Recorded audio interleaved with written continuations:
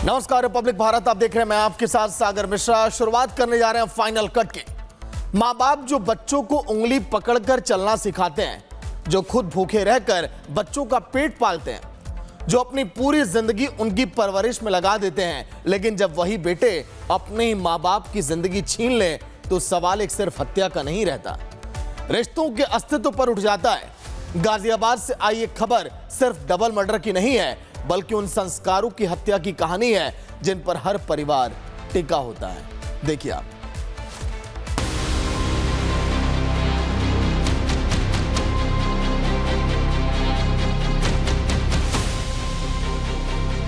रिश्तों का कत्ल, ममता का अंत और विश्वास की बेरहम हत्या। ये तस्वीरें गाजियाबाद की क्रॉसिंग रिपब्लिक इलाके की है, जहां एक घर के अंदर ऐसा खूनी खेल खेला गया जिसने हर किसी को सन्न कर दिया।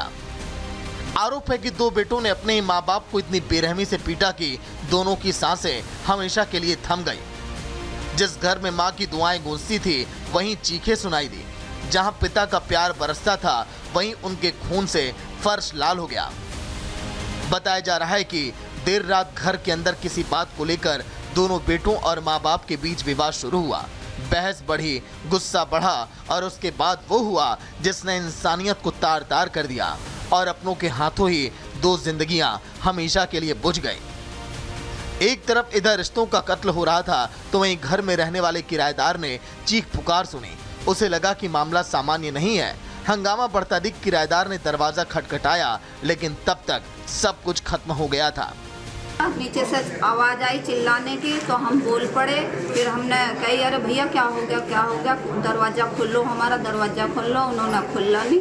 फिर कही तो कह रहे आंटी इनकी लड़ाई झगड़ा हो रहा है, तुम भी लेटो और हम भी लेट। अपना भाई इनके बच्चे थे और कोई नहीं थे यहाँ पे, दोनों लड़के थे। दूसरे किराएदार ने बताया कि हल्ला सुनकर उसकी नींद खुली और तब तक पता चला कि बेटों ने माँ बाप की हत्या कर दी है।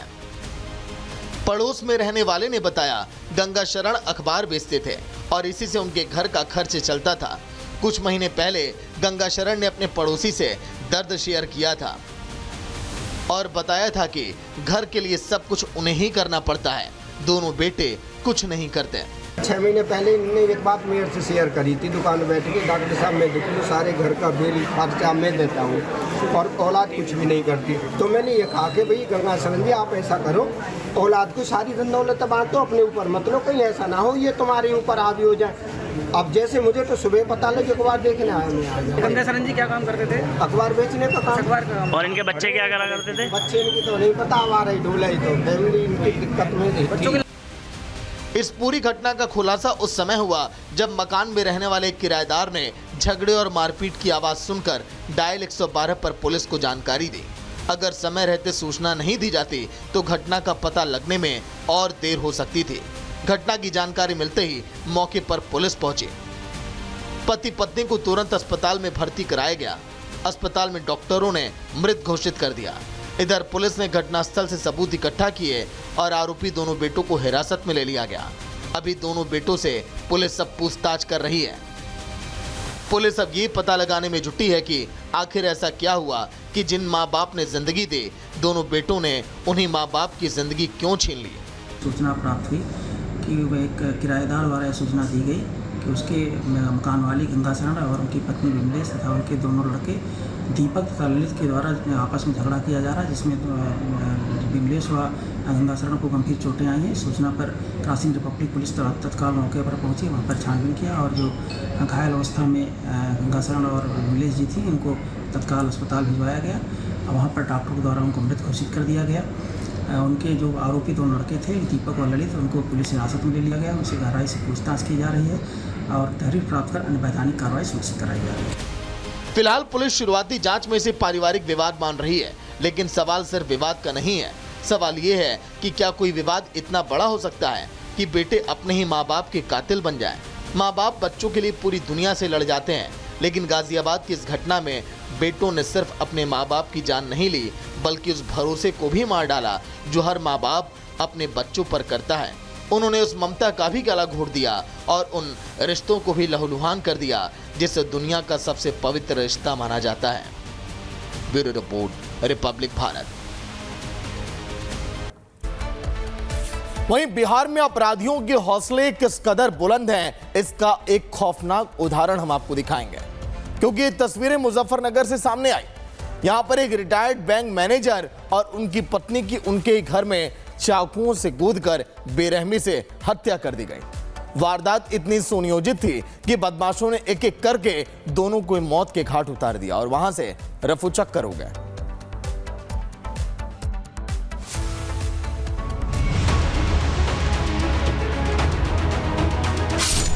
घर के बाहर खड़े भारी संख्या में पुलिसकर्मी, पुलिस की गाड़ी घेर कर खड़ी लोगों की भीड़।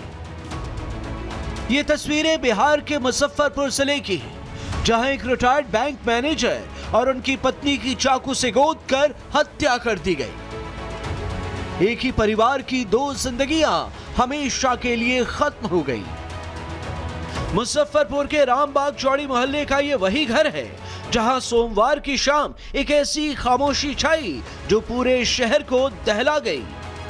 आइए अब आपको इस डबल मर्डर की पूरी घटना बताते हैं। सीसीटीवी के मुताबिक दो अपराधी घर में घुसे थे। अपराधियों ने पहले रिटायर्ड बैंक मैनेजर को निशाना बनाया। अशोक कुंवर घर की पहली मंजिल पर थे। बदमाशों ने चाकू से गोदकर अशोक कुंवर की हत्या कर दी। इसके बाद बदमाशों ने पत्नी पर हमला किया। आशंका है कि पत्नी के मुंह पर टेप चिपकाया गया था। अशोक को मारने के बाद बदमाशों ने पत्नी की हत्या की। पत्नी का शव घर की तीसरी मंजिल से बरामद हुआ। घटना के बाद पुलिस भी तुरंत एक्शन में आई और जांच के लिए एक विशेष टीम का गठन कर दिया गया। करीब 4 साढ़े 4 के आसपास इस मकान में रह रहे दंपति हत्या हुई है। अशोक कुमार 75 वर्ष के और नीलम कुमार 70 वर्ष के। और अभी तक की जो प्रारंभिक FSL द्वारा यहाँ प्रस्तुत किया गया है और जो फुटेज वगैरह मिला है उसमें 2 लोग दिख रहे हैं और प्रथम दृष्टया जो है चाकू मार के हत्या प्रतीत हो रही है। वारदात के बाद पुलिस भले एक्शन में आई, लेकिन बिहार में अपराधियों के बुलंद हौसले का अंदाजा इस बात से लगाया जा सकता है कि अपराधी दिन दहाड़े घर में घुसकर इतनी बड़ी वारदात को अंजाम दे देते हैं। मर्डर की इस वारदात को लेकर शुरुआती जांच में यह भी सामने आया है कि प्रॉपर्टी डिस्प्यूट यानी संपत्ति विवाद की वजह से इसे अंजाम दिया गया है। हालांकि अभी यह पूरी तरह स्पष्ट नहीं है। बताया गया है कि दंपत्ति का बेटा बाहर रहता है। पुलिस ने फोन पर बेटे से सारी जानकारी ली है। FSL टीम द्वारा विजिट किया गया है और सिटी एसपी साहब के नेतृत्व में एक विशेष टीम यहाँ लगातार सक्रिय है और बहुत जल्द हम इस मामले को खुलासा करेंगे और जो भी अपराधी इसमें संलिप्त है उसकी गिरफ्तारी सुनिश्चित की जाएगी। कुछ प्रॉपर्टी डिस्प्यूट की बातें भी बताई गई है इनके पुत्र द्वारा जो कि बाहर रहते हैं और हम लोग उनके घर वालों का बयान लेंगे। इसके अलावा इस घर में 3 अलग अलग परिवार रेंटर भी रहता है और कुछ दिन पहले भी कोई और यहाँ पर आके शिफ्ट हुआ है, तो सभी से पूछताछ की जाएगी। अभी 2 दिन पहले समस्तीपुर जिले में स्कूल जा रही एक छात्रा की गोली मारकर हत्या कर दी गई थी और अब मुजफ्फरपुर में इतनी बड़ी वारदात को अंजाम दिया गया। पुलिस फॉरेंसिक रिपोर्ट और सीसीटीवी फुटेज के आधार पर आरोपियों तक पहुंचने की कोशिश कर रही है, लेकिन सबसे बड़ा सवाल अब भी वही है, आखिर बिहार में अपराधियों का ये बेखौफ अंदाज कब थमेगा और आम लोगों को अपने ही घर में सुरक्षा का भरोसा कब मिलेगा। Bureau report, Republic Bharat. वहीं उज्जैन के विश्व प्रसिद्ध महाकाल मंदिर में अब आस्था के साथ तकनीक का भी संगम आपको देखने को मिलेगा। बाबा महाकाल का श्रद्धालुओं की ओर से जो चढ़ाए जाने वाले सोने चांदी के आभूषण की जांच अब अत्याधुनिक XRF कैरेट मीटर मशीन से की जाएगी। इस मशीन की खासियत यह है कि बिना आभूषण को काटे, घिसे या फिर नुकसान पहुंचाए कुछ ही मिनटों में उसकी शुद्धता और कैरेट को सटीक के बता देगा। मंदिर प्रशासन का कहना है कि इतने दान प्रक्रिया पहले से ज्यादा पारदर्शी अब होंगे। देखिए आप।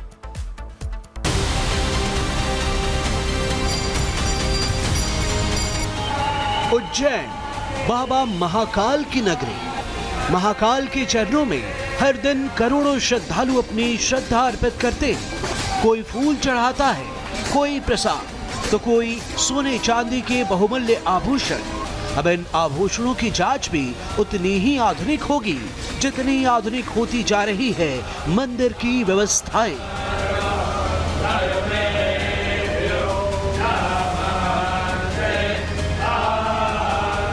विश्व प्रसिद्ध श्री महाकालेश्वर मंदिर प्रबंध समिति ने दान में मिलने वाले सोने चांदी के आभूषणों की जांच को पूरी तरह पारदर्शी बनाने की दिशा में बड़ा कदम उठाया है। अब मंदिर में आने वाले बहुमूल्य आभूषणों की शुद्धता की जांच के लिए अत्याधुनिक कैरेट मशीन यानी XRF का इस्तेमाल किया जाएगा।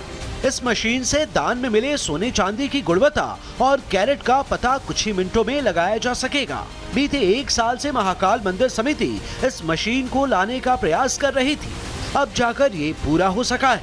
कैरेट मीटर मशीन की सबसे बड़ी विशेषता ये है कि ये किसी भी सोने या चांदी के आभूषण को काटे, घिसे या पिघलाए बिना उसकी शुद्धता, कैरेट और उसमें मौजूद अन्य धातुओं की मात्रा की सटीक जानकारी देती है। मंदिर प्रशासन के अनुसार जो भी श्रद्धालु सोने चांदी के आभूषण दान करेंगे उनकी जांच दानदाता के सामने ही की जाएगी।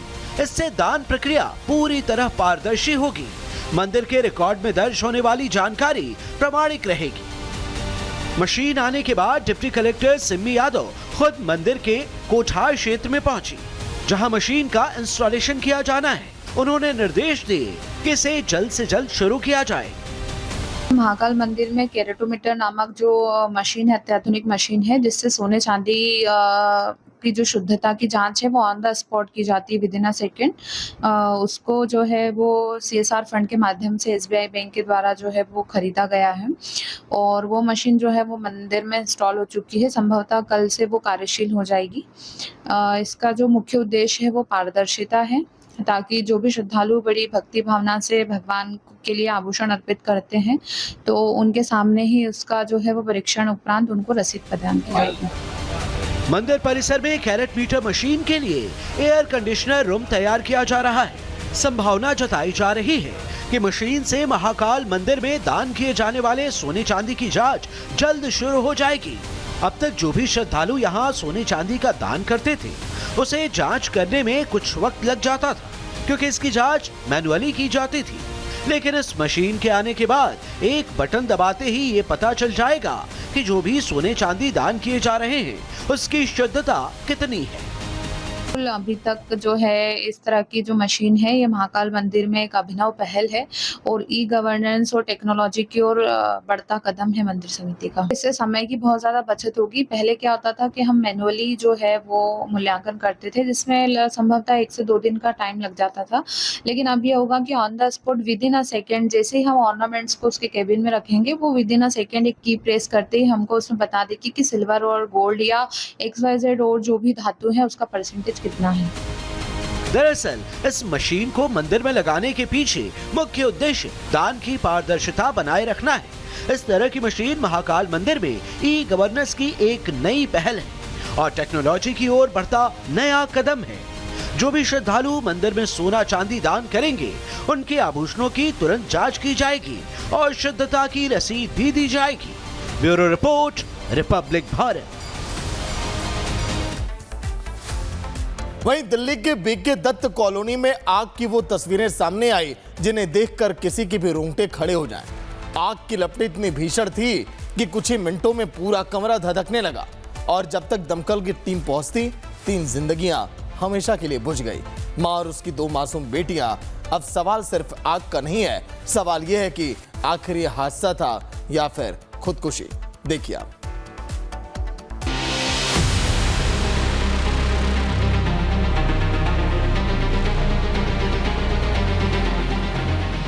आग, धुआं और चीख। भयावह आग और उड़ते धुएं के गुबार की ये तस्वीरें राजधानी दिल्ली के बीके दत्त कॉलोनी की है। मंगलवार की सुबह इस घर में अचानक सब कुछ बदल गया। भीषण आग ने एक ही पल में 3 जिंदगियां निगल ली। आग की लपटों ने ऐसा कहर बरपाया कि एक ही परिवार की 3 जिंदगियां हमेशा के लिए बुझ गई। मां और उसकी 2 बेटियां मौत की आगोश में समा गई। बताया जा रहा है कि सुबह 7:30 बजे के आसपास इस घर में आग लगी थी। स्थानीय लोगों ने देखा कि घर की ऊपरी मंजिल से आग की लपटें उठ रही थी। भीषण आग देख आग बुझाने की कोशिश की गई। साथ ही तुरंत फायर ब्रिगेड और पुलिस को भी घटना की जानकारी दी गई, लेकिन जब तक फायर ब्रिगेड की गाड़ियां पहुंची तब तक मां और दोनों बेटियां काल के गाल में समा चुकी थी। ये वही घर है और बताया जा रहा है कि जो ऊपर तीसरी मंजिल है वहाँ पर ये हादसा हुआ। अब देखेंगे तो समझ पाएंगे कि जो धुआं था किस तरीके से खिड़की से बाहर निकला। फिलहाल आग पर ज़रूर काबू पा लिया गया है, लेकिन जो फिलहाल जो शव हैं उनको यहाँ से ले जाने की जो व्यवस्था है वो यहाँ पर की गई है। लेकिन जो आग की घटना है वो अपने आप में हैरान करती है, चौंकाती है, क्योंकि एक माँ अपनी दो बेटियों के साथ तीसरी मंजिल पर बने कमरे में जाती है, वहाँ आग लगती है, तीनों की मौत हो जाती है, लेकिन वो रहते थे सेकंड फ्लोर पर। और इसीलिए तमाम जो जांच के पहलू हैं वो इसमें लगातार हैं, जिनको पुलिस उनकी तलाश कर रही है। क्योंकि 3 लोगों की जान जाना और सुबह तड़के आग लगना और आग किन कारणों से लगी, ये जाँच का विषय है। माँ और दोनों बेटियां घर की दूसरी मंजिल पर रहते थे, लेकिन तीनों का शव घर की तीसरी मंजिल से बरामद हुआ। इसी को लेकर बड़े सवाल खड़े हो रहे हैं। सवाल ये कि क्या तीनों खुद तीसरी मंजिल पर पहुंचे थे या फिर किसी ने उन्हें वहां पहुंचाया?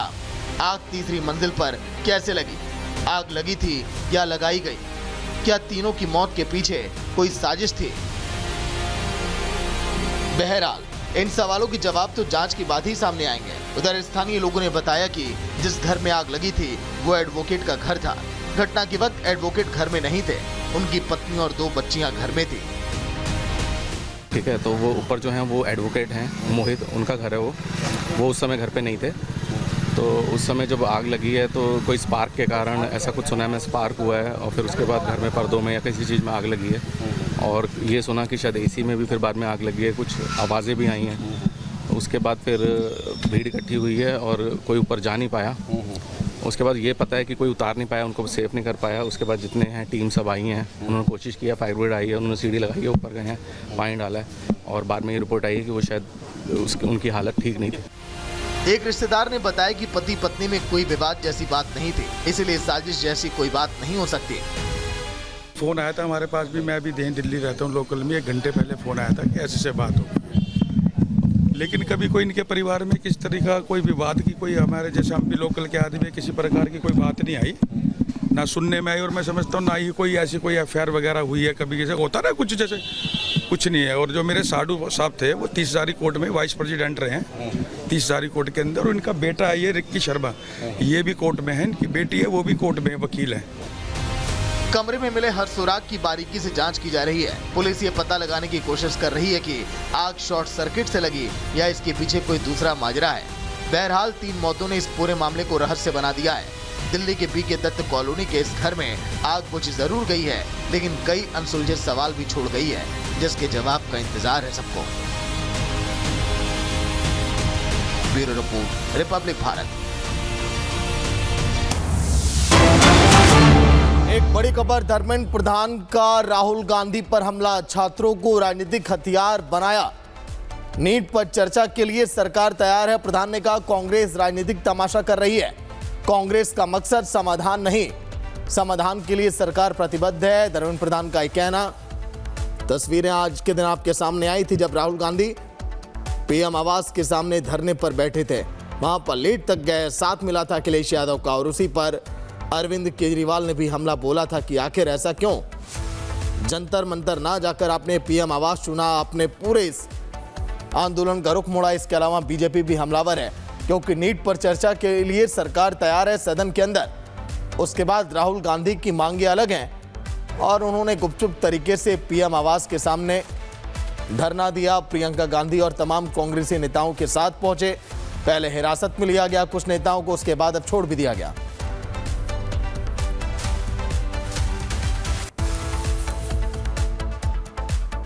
वहीं देश के कई हिस्सों में मानसून अब राहत नहीं बल्कि आफत बनकर अब बरस रहा है।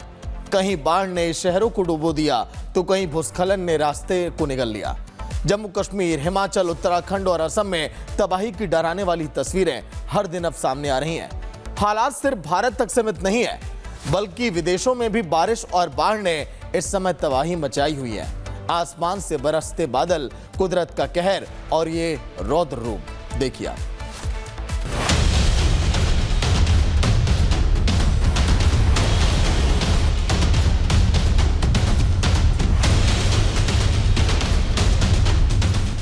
आसमान से बरसता कहर और जमीन पर बिखरती जिंदगियां, ये सिर्फ बारिश नहीं बल्कि तबाही की ऐसी बरसात है जिसने हर तरफ मातम बिछा दिया है। बादलों ने ऐसा कोहराम मचाया कि शहर शहर गांव गांव पानी का कैद खाना बन गया। सड़कों ने नदियों का रूप ले लिया और घर टापुओं में तब्दील हो गए। जम्मू से लेकर असम तक बारिश ने ऐसा तांडव मचाया है जिसने पल भर में खुशियों के आशियाने उजाड़ दिए और हजारों परिवारों को बेघर होने पर मजबूर कर दिया। आपको एक एक करके अलग अलग शहरों की तस्वीरें दिखाते हैं जिसे देखकर लगेगा कि पानी के सैलाब ने कैसे जिंदगी की रफ्तार रोक दी और हर कदम पर सिर्फ संघर्ष नजर आने लगा। ये तस्वीरें असम के शिवसागर की हैं। यहाँ की तस्वीरों को देख अंदाजा लगाया जा सकता है कि बाढ़ ने किस कदर कोहराम मचाया है। जहाँ तक नजर दौड़ाएंगे सिर्फ पानी ही पानी दिखाई देगा। घरों के अंदर पानी भर गया है और यहाँ रहने वाले लोग छतों पर बैठकर जिंदगी की बाट जो रहे हैं।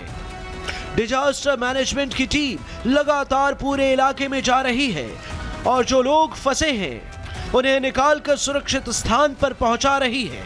यहाँ बदतर हालात का अंदाजा इस बात से लगाया जा सकता है कि अब तक बाढ़ की वजह से 10 लोगों की मौत हो चुकी है।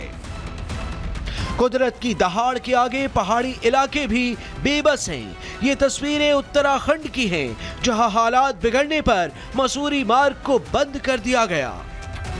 इस वक्त मैं मसूरी मार्ग पे हूँ और देहरादून से मसूरी के लिए गाड़ियों को बंद कर दिया गया क्योंकि लैंडस्लाइड भूस्खलन लगातार हो रहा है। ये तस्वीर देखिए, मसूरी मार्ग की तस्वीरें हैं। लैंडस्लाइड लगातार हो रहा है, भूस्खलन हो रहा है। जो लोग मसूरी में फंसे हुए थे उनको सुरक्षित यहाँ से देहरादून की ओर रवाना किया जा रहा है, जबकि देहरादून से मसूरी किसी को आने नहीं दिया जा रहा है जब तक मार्ग दुरुस्त नहीं हो जाता। ये तस्वीरें देखिए, ये लोग मसूरी में थे, पर्यटक थे, वहाँ फंसे हुए थे और वहाँ से अब धीरे धीरे देहरादून के लिए निकल रही है। तमाम तस्वीरें मैं आपको मसूरी मार्ग की दिखा रहा हूँ। ये तस्वीरें आप देख सकते हैं, रोड खराब है, कनेक्टिविटी की तमाम दिक्कतें हैं और 3 से 4 घंटे तक ये लोग फंसे हुए थे। इनको सुरक्षित यहाँ से अब देहरादून के और रवाना किया जा रहा है, जबकि देहरादून से मसूरी किसी को आने नहीं दिया जा रहा है। यहाँ घूमने आने वाले लोग खुद कह रहे हैं कि इधर आना खतरे से खाली नहीं है। अभी लोग नहीं आए तो अच्छा रहेगा। वैसे भी इन तस्वीरों को देखकर अभी यहाँ जाने की मुसीबत कौन मोल लेगा। उत्तराखंड के बाद अब आपको हिमाचल में आसमानी तांडव का कहर दिखाते हैं। यहाँ भी बाढ़ बारिश से हालात लगातार बिगड़ रहे हैं। हिमाचल के चंबा में एक शख्स फंस गया और हालात ऐसे बन गए जिससे उसकी जान पर बन आई। किसी तरह बांस और बल्ली लगाकर उसका रेस्क्यू किया गया और लोगों ने बड़ी मुश्किल से जान बचाई। कुछ इसी तरह के हालात जम्मू कश्मीर में भी बने हुए हैं। यहाँ पुंछ और राजौरी में हालात लगातार बिगड़ रहे हैं। भारी बारिश ने जम्मू कश्मीर में जमकर तबाही मचाई है। हाईवे से लेकर बस स्टैंड तक में घुटने तक पानी भरा हुआ है। मौसम की मार की वजह से गाड़ियों की रफ्तार पर ब्रेक लग गया है। पिछले 2 दिनों से जारी भारी बारिश और फ्लैश फ्लड की वजह से जनजीवन बुरी तरह प्रभावित है। नदियां उफान पर हैं। कुदरत के रौद्र रूप के बीच लोग डर के साए में जीने को मजबूर हैं। पुंछ और राजौरी में अचानक आई बाढ़ और लैंडस्लाइड से अब तक कई लोगों की मौत हो चुकी है, जबकि कई लापता हैं। आपने देश का हाल देखा, अब आपको रूस की तस्वीर दिखाते हैं। यहाँ भी कुदरत ने जबरदस्त कोहराम मचाया है। तस्वीरों में देख सकते हैं कि यहाँ भारी बारिश के बाद पहाड़ से गिरा मलबा गाड़ियों को कैसे बहा कर ले गया। भारी बारिश की वजह से कहीं सड़कें टूट गई हैं तो कहीं पूरी तरह धंस चुकी हैं।